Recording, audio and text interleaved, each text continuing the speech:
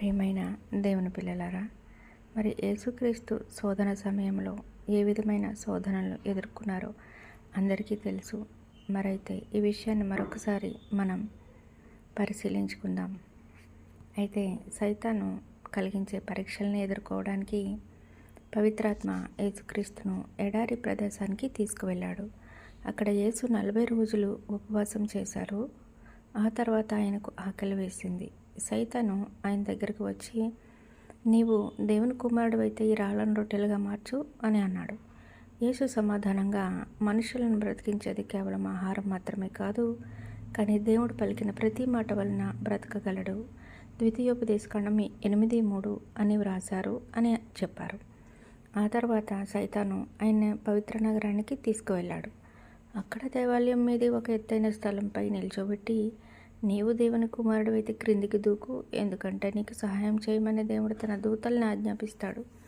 వాళ్ళు వచ్చి నీ పాదం ఏ రాయి తగలకుండా నిన్ను తమ హస్తాలతో ఎత్తిపట్టుకుంటారు. కీర్తనలు 91:11-12 అని వ్రాసి ఉంది కదా అని అన్నాడు. యేసు ఆయనతో, నీ ప్రభు అయిన దేవుణ్ణి పరీక్షించరాదు, ద్వితీయోపదేశకాండం 6:16 అని కూడా వ్రాసి ఉంది అని అన్నారు. సైతాను ఆయన్ని ఎత్తైన ఒక పర్వతం మీదకి తీసుకువెళ్ళి ఆయనకు ప్రపంచంలోని రాజ్యాలను వాటి వైభవాన్ని చూపి, నీవు నా ముందు మోకరిల్లి నన్ను పూజిస్తే వీటన్నింటినీ నీకు ఇస్తాను అని అన్నాడు. అందుకు యేసుక్రీస్తు, సైతానా, నా ముందు నుండి వెళ్ళిపోవు, ఎందుకంటే నీ ప్రభు అయిన దేవుణ్ణి మాత్రమే ఆరాధించాలి, ఆయన సేవ మాత్రమే చేయాలి, ద్వితీయోపదేశకాండం 6:13 అని కూడా వ్రాసి ఉంది అని అన్నారు. అప్పుడు సైతాను ఆయన వదిలి వెళ్ళిపోయాడు. తర్వాత దేవదూతలు వచ్చి యేసుక్రీస్తుకు పరిచర్యలు చేశారు.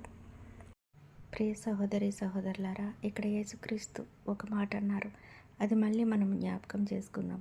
మనుషులను బ్రతికించేది కేవలం ఆహారం మాత్రమే కాదు, దేవుడు పలికిన ప్రతి మాట వలన బ్రతకగలడు అని ఈ మాట ఎందుకన్నారు? మరి ఆదిలోనే దేవుడు సమస్త సృష్టిని తన వాక్కు చేతనే కదా కలిగించారు. మరి అదే ఉద్దేశంతో ఇక్కడ యేసుక్రీస్తు ఎంతో స్పష్టంగా మనకు అర్థమవ్వాలని అన్నారు.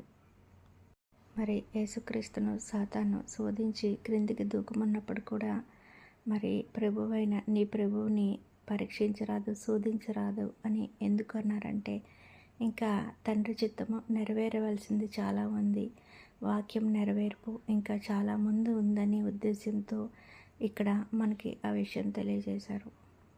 ఇక్కడ మళ్ళీ సాతాను లోకాన్ని చూసి ప్రలోభ పెట్టాలి అనుకున్నప్పుడు, మనము లోకానికి దాసులం కాకూడదు, కేవలము తండ్రికి మాత్రమే దాసులమని తెలియజెప్పడం జరిగింది.